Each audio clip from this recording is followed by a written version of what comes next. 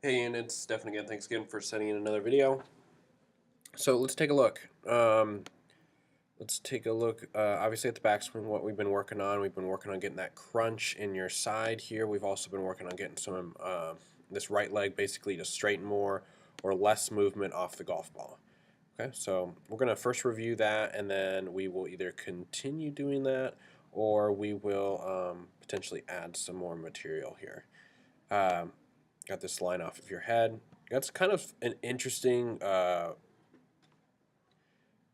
way in terms of like rates, how the backswing's working. So, in other words, like your head's going towards the golf ball or towards the target. You're doing nicely with the hips here. That is much improved, and then you kind of end up getting it relatively centered late here.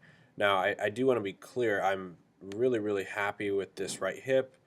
Let's take a look at the down the line also.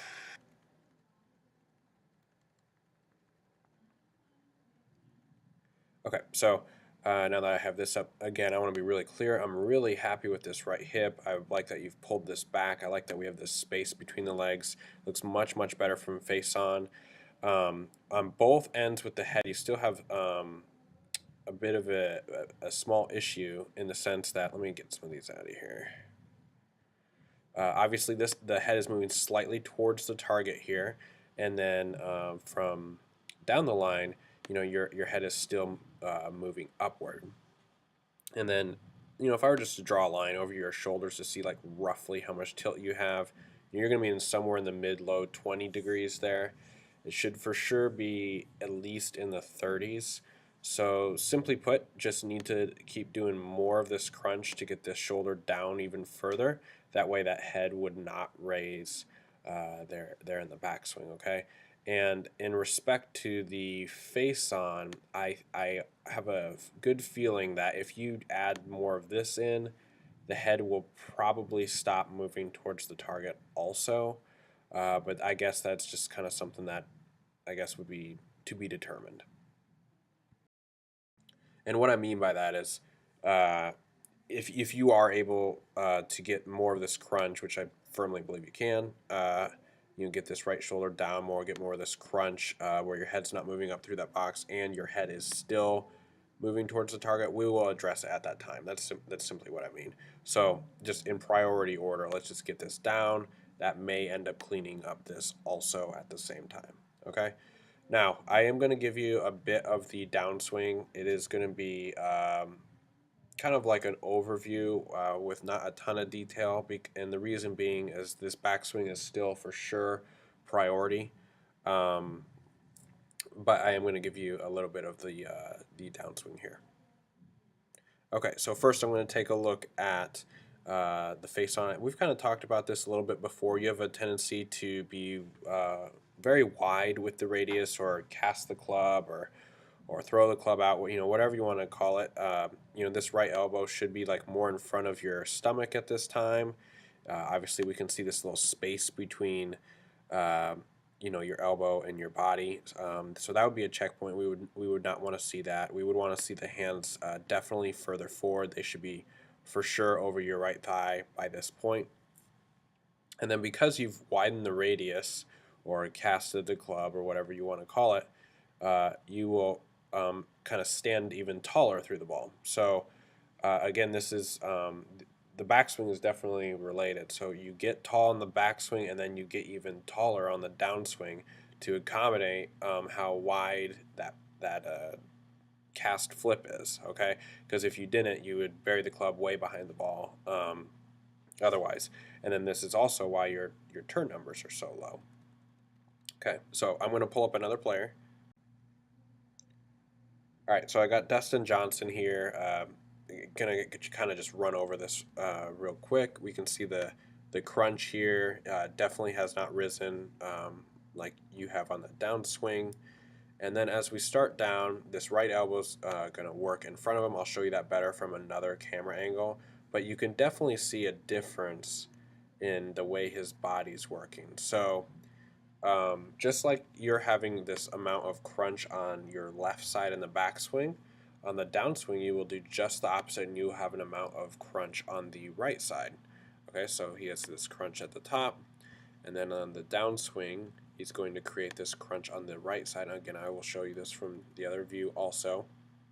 But you can definitely see it right here, or kind of how this is starting to bend in this manner.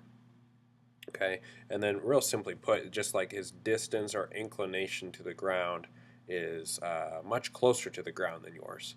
And again, getting that right elbow in front, creating some more lag, so to speak, is going to be critical. Otherwise, you're going to bury the club into the ground. So again, get this crunch down, more crunch in the rib cage, be very much closer to the golf ball, and then you would do this again on the downswing, which again you would feel much closer to the golf ball.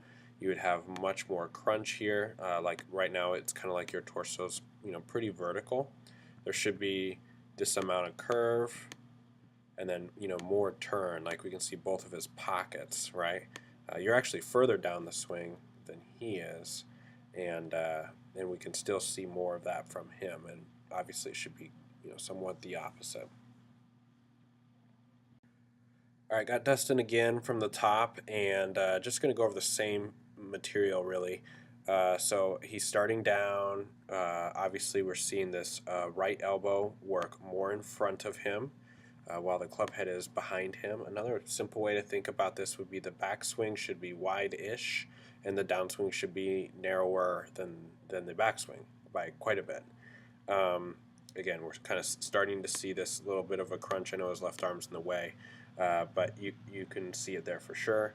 Right elbow is working in front. And I like to use Dustin in this example because he does it to a pretty extreme amount. And then the simple thing on the follow through would just practicing punch shots, feeling like the club is not releasing at all.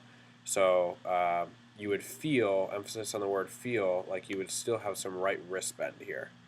Okay?